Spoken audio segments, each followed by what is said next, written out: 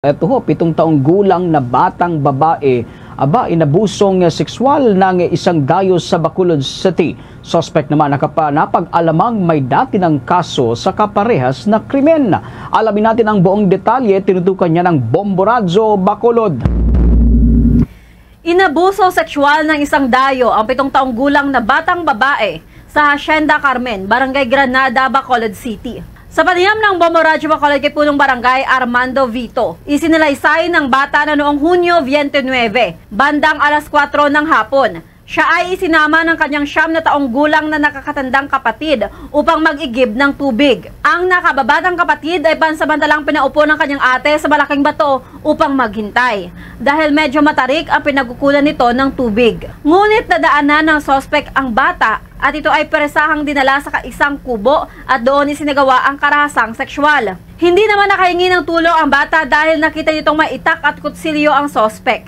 Kaya umiyak na lamang ito habang agad namang tumakas sa hindi malamang direksyon ang sospek matapos ang krimen. Ayon kay Vito, unang nagsumbong ang bata sa kanyang tiyahin at mabilis na kumalat ang pangyayari sa kanilang lugar kaya agad naman nakatakas ang sospek. Dagdag pa ng Punong Barangay, nahuli na nang naiparating sa barangay ang insidente. Ayon sa bata, madalas itong binibigyan ng sospek ng pera at pinapahiram ng cellphone. Napag-alaman na ang dalawang magkakapatid lamang ang madalas na magkasama dahil gabi na nang makauwi ang kanilang ama na buyang-biyahe ng tricycle habang ang kanilang ina ay may iba na ring pamilya. Ayon kay Vito, dumadalaw lamang ang sospek sa kanyang kamag-anak sa nasabing barangay at ito ay napag-alamang dati namang nakasuhan sa pang-aabusong sexual. Labis naman ang pagkaawa nito sa sinapit ng bata at tiniyak na kahit hindi magsampa ng kaso ang ama, ang barangay na mismo ang magbibigay ng hustisya para sa bata. So itong 7 years old,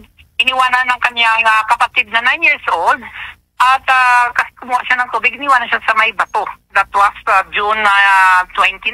No, pinuntahan siya ng perpetrator at dinala doon sa liblib na lugar at kung saan ginawa yung paghahalay sa bata. Tinanong nga namin yung bata, hindi siya tumigaw. Sabi ng bata, mayroon daw dadalang matalim na bagay. Yan ang ulat mula dito sa lungsod ng Bacolod para sa Bombo Network News. Ito si Bombo Glory Faith Alciario para sa number 1 and most trusted radio network in the country, Bombo Radio Philippines. Basta Radio. Bombo!